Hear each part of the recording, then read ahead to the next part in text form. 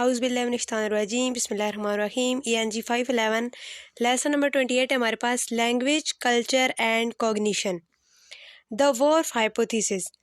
अच्छा, ये जो टॉपिक दिया गया है, ये वॉर्फ जिस बंदे ने ये हाइपोथेसिस पेश किया था, ये बेसिकली उसका इंट्रोडक्शन दिया गया इस टॉपिक में। तो क्विज़ के पॉइंट ऑफ व्यू से ये जो टॉपिक है ये काफ़ी इंपॉर्टेंट है। The view that language shapes thought is most often associated with the work of Benjamin Lee Worf. ये उनका कंप्लीट नाम था। Worf received his degree in chemical engineering from the Massachusetts Institute of Technology and worked throughout his life for an insurance company as a fire prevention engineer. कि उन्होंने chemical engineering में डिग्री ली and then एक insurance company में as a fire prevention engineer उन्होंने काम किया। He had a number of avocations, however he had a strong interest in the relationship between science and religion and ultimately religion led him to language. कि उनकी वैसे तो बहुत सारी hobbies थी, लेकिन जो ज़्यादा दिलचस्पी उन्हें मज़हब और ज़ुबान में थी, मज़हब और साइंस में। तो जो उनको मज़हब में यानी रिलीजन में दिलचस्पी थी, उसकी वजह से फिर उनकी जो लैंग्वेज में दिलचस्पी थी वो पैदा हुई। He was initially self thought in linguist but eventually studied American Indian linguistics with the prominent anthropologist Edward Sapir at Yale University. कि उन्होंने लिंग्विस्टिक्स पढ़ा कहाँ पे, येल यूनिवर्सिटी में, और वहाँ पे उनके मेंटोर थे एंथ्रोपोलॉजिस्ट थे Edward Sapir. Spear had earlier suggested that language as diverse in the way that they structure reality, but he had not fully developed the thesis that these linguistic differences might facilitate certain modes of thought.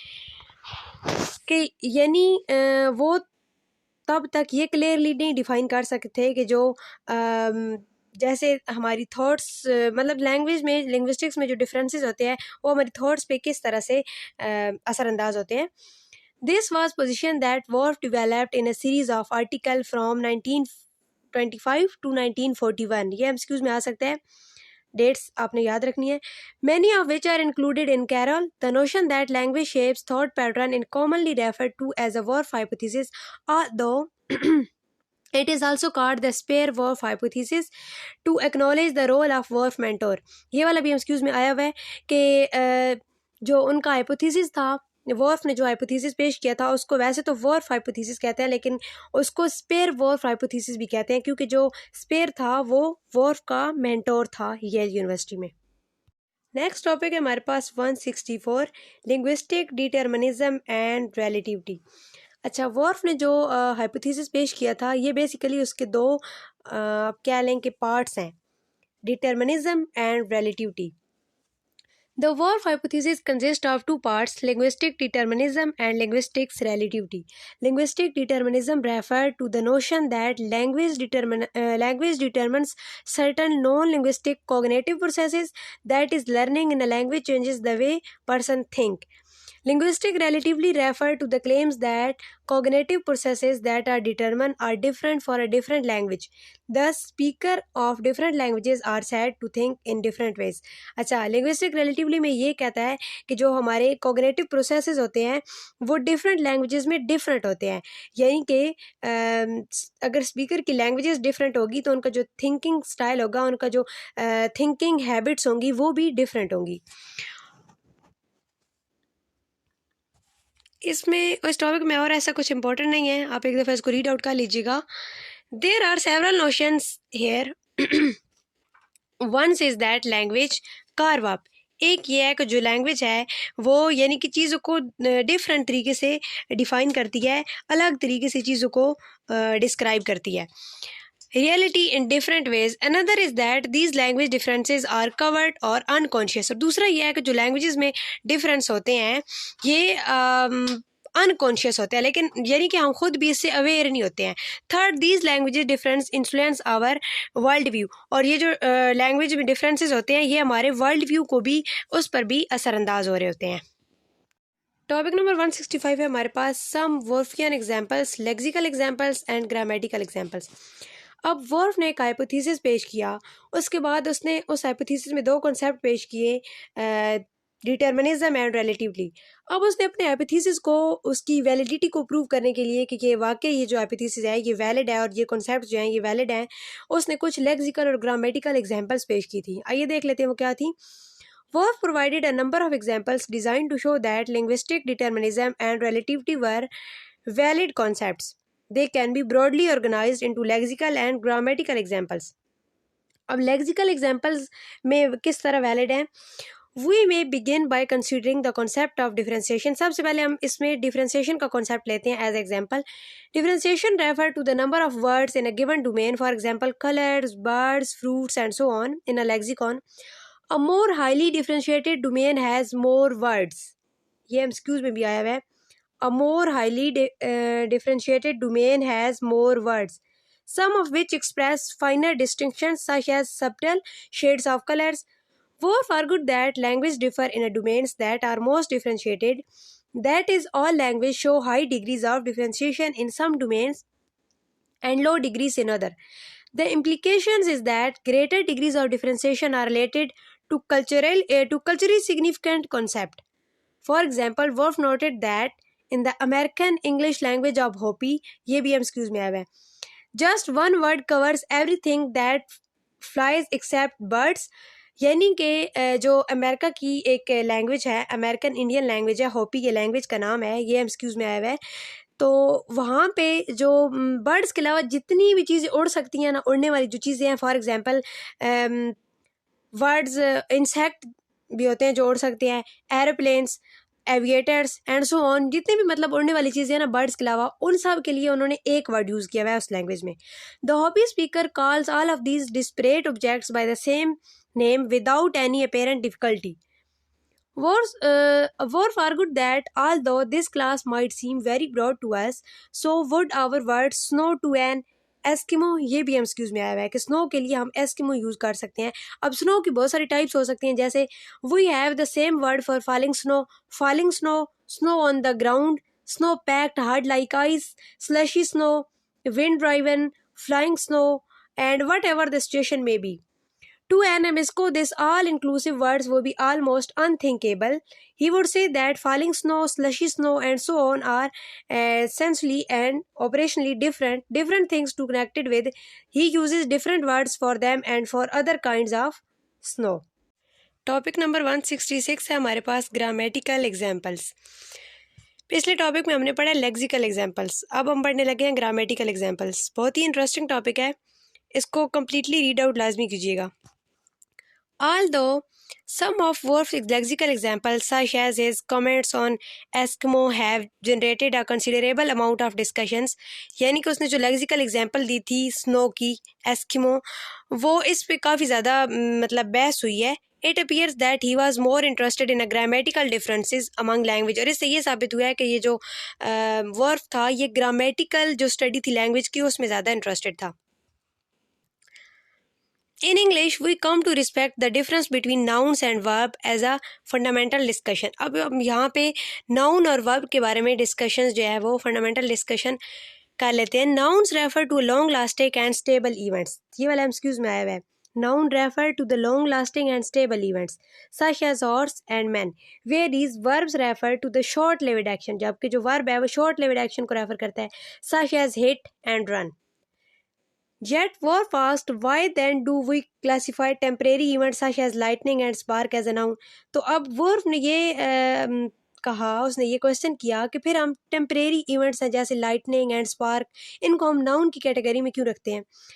And why are dwell persist and continue verbs. तो ये वाले जो हैं ये verbs क्यों हैं. In Hopi lightning is a verb because events of brief duration must be verb. जो Hopi language है वहाँ पे जो लाइटनिंग है ये वर्ब है, जबकि इंग्लिश में ये नाउन है, क्योंकि वहाँ पे जो ब्रीफ ड्यूरेशन वाले वर्ड्स होते हैं होपी लैंग्वेज में वो वर्ब होते हैं. Worf also mentioned Nootka, a language used to Vanker Iceland, in which all words seems to be treated as verbs. अच्छा, ये यहाँ पे इन्होंने एक लैंग्वेज बताई गई है वांकवर आइसलैंड. उसमें ये होता है कि तमाम जो वर्ड्स मतलब ऐसे मोर्फोलॉजिकल यूनिट्स जिनको वर्ड कहा जा सकता है वो सारे वर्ब्स की कैटेगरी में आते हैं. This is just one indication of how grammatical characteristics vary from language to language. तो इस सारी बहस से हमें ये पता चलता है कि जो ग्रामेटिकल करेक्टरिस्टिक्स है लैंग्वेज की वो किस तरह लैंग्वेज टू लैंग्वेज वेरी करती हैं. Another example of indication of Another example of grammatical diversity concerned the extent to which a language uses words order और मॉर्फोलॉजी टू सिंगल मीनिंग। अब एक तो हमने नाउन और वर्ब की डिस्कशन पढ़ी है, अब आगे है वर्ड ऑर्डर के वर्ड ऑर्डर भी डिफरेंट लैंग्वेजेस में डिफरेंट होते हैं। जिस तरह इंग्लिश में SVO है, कोई भी सेंटेंस है उसमें सबसे पहले सब्जेक्ट होगा, फिर वर्ब होगा और फिर ऑब्जेक्ट होगा। अगर हम सब्जेक्ट में नाउन की जगह पे यानी कि नाउन हम हटा रहे हैं, फ़र्ज़ करें नाउन हमने सेंटेंस में नहीं लगाया, तो मस्ट बी वहाँ पे प्रोनाउन लगेगा। English, the vast majority of sentences uses a subject verb object order, and in the most the first noun is the agent and the second the patient। जो noun होता है वो agent होता है और second patient होता है। When the first noun is deleted, it is very often replaced by pronoun। मैं आपको पहले बता चुकी हूँ कि अगर noun हम delete करेंगे तो उसकी जगह पे must हम pronoun add कर देंगे। लेकिन सारी लैंग्वेजेस का जो वर्ड ऑर्डर होता है वो सेम नहीं होता है, वो वेरी करता है लैंग्वेज टू लैंग्वेज। अब यहाँ पे एक मैंने जो हाईलाइट किया ये एमसीक्यूज में आया हुआ है। जैसे अब एक जुमला है I was pounding a nail, तो इसमें आई जो है वो एक्टर है और नेल जो है वो ऑब्जेक्ट ऑफ द एक्शन है। Wolf believed that grammatical distinctions such as these exert an effect on not just the way individuals think but also their overall world view। कि यानी कि ना सिर्फ उनकी थिंकिंग की वजह से ये डिफरेंसेस हैं बल्कि वर्ल्ड व्यू की वजह से भी हैं। In English there is a distinction between what Wolf called individual nouns, more commonly called count nouns।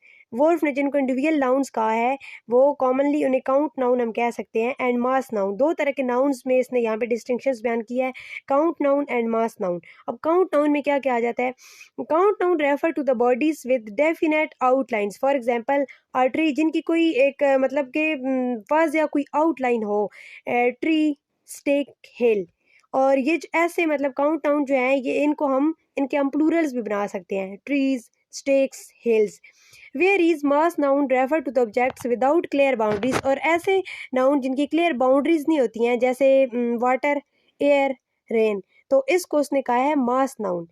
ये एमसीक्यूज में आ सकता है। Linguistically, the distinction is that count nouns take the plural morpheme, whereas mass noun cannot.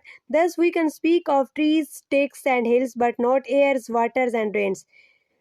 In addition, count nouns take the singular definite article, but mass noun do not. In contrast, in Hopi, there are no mass nouns। ये वाला भी MCQs में आ सकता है कि ऐसी कौन सी language है जिसमें मास नाउन एग्जिस्ट नहीं करते हैं, तो वो होपी लैंग्वेज है जहाँ पे मास नाउन एग्जिस्ट नहीं करते हैं। बाकी इस टॉपिक को आप एक दफ़ा रीड आउट लाजमी कर लीजिएगा, इसमें बहुत सारे एमसीक्यूज हैं। टॉपिक नंबर 167 है जी हमारे पास क्रिटिसिज्म ऑन वॉर्फ हाइपोथेसिस। कि वॉर्फ का जो हाइपोथेसिस था उस पर क्रिटिसिज्म क्या किया गया था।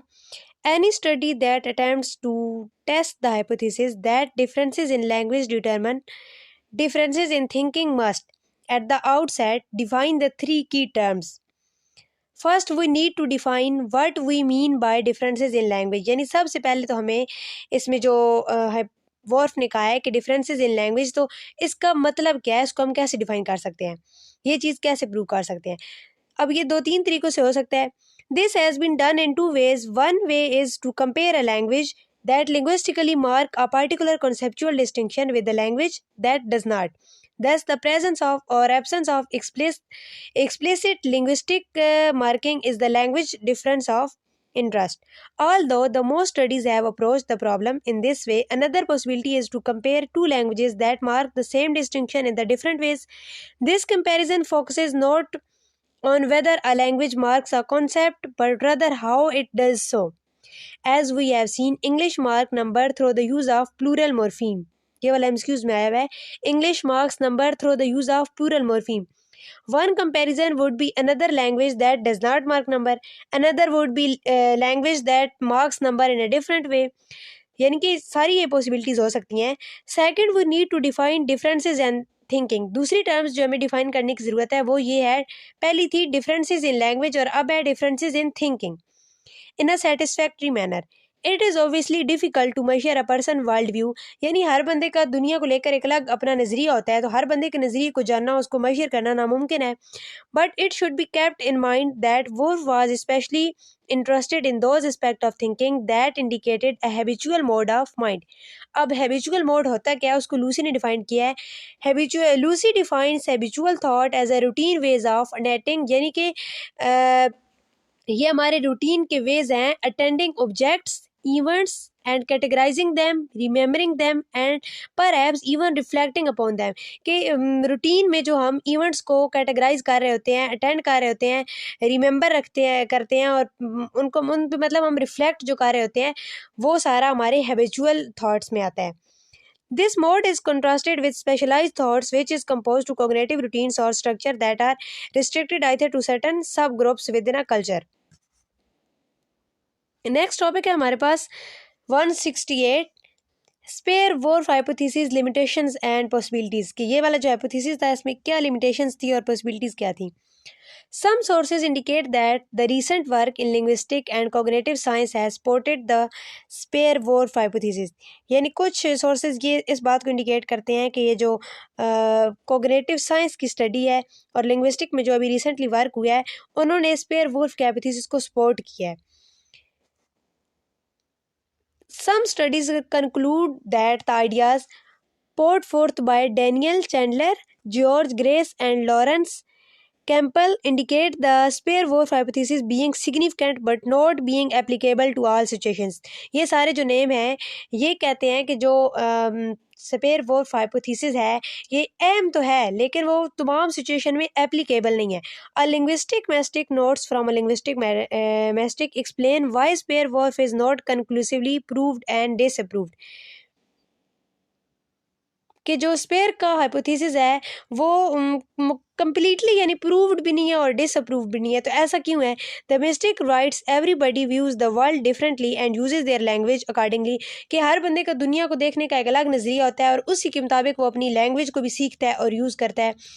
The language of the one from a teaching career is different from the language of the other who is from photographic printing business, कि अगर जो एक बंदा जो कैरियर काउंसलर है उसकी जो लैंग्वेज होगी, उसने जो लैंग्वेज अपनी लाइफ में सीखी होगी, जो वो यूज़ कर रहा होगा, उसका लैंग्वेज से रिलेटेड जो व्यू होगा वो एक फोटोग्राफर से डिफरेंट होगा। Similarly there might be individual cognitive and linguistic quirks with every person, के हर किसी के अपने कोग्नेटिव और कुछ मतलब डिफरेंसेस होते हैं, लैंग्वेज से रिलेटेड कोग्नेटिव डिफरेंसेस होते हैं। The result is that there is no neutral sample of given language. Culture is another important factor to be consider under discussion, और इस डिस्कशन में जो दूसरा फैक्टर जिस पे डिस्कशन की गई थी वो था culture. People views of words might depend upon their culture, norms, beliefs and perception, कि यानी कि जो कल्चर होता है वो भी असरअंदाज हो रहा होता है लैंग्वेज पे, यानी कि जिस तरह के कल्चर से बिलोंग करता होगा इंडिविजुअल्स, उनका जो लैंग्वेज होगी वो उस तरह की होगी। उनके कल्चर से रिलेटेड मतलब बिलीव्स होते हैं, हर बंदे के अपने कुछ नज़रियात होते हैं, वो फिर लैंग्वेज पे असरअंदाज हो रहे होते हैं। अब यहाँ पे उन्होंने एक एग्जांपल दी हुई है, एक मुहावरे से समझाया है कि ये सारी जो बहस है ये आखिर में आके यहाँ पे फंस जाती है कि विच केम फर्स्ट द चिकन और द एग, के वही बात है कि मुर्गी पहले आई है या अंडा। When one tries to study how people use language, जब बंदा ये यानी कि जानने की कोशिश करता है कि लोग किस तरह से लैंग्वेज यूज़ करते हैं, तो इस स्टडी के लिए वो लैंग्वेज के पैटर्न यूज़ कर रहा होता है और बाद में वो एक्सपेरिमेंट कंडक्ट कर रहा होता है। तो इन्होंने यहाँ पे बिल्कुल सही मुहावरा यूज़ किया कि विच केम फर्स्ट द चिकन और द एग।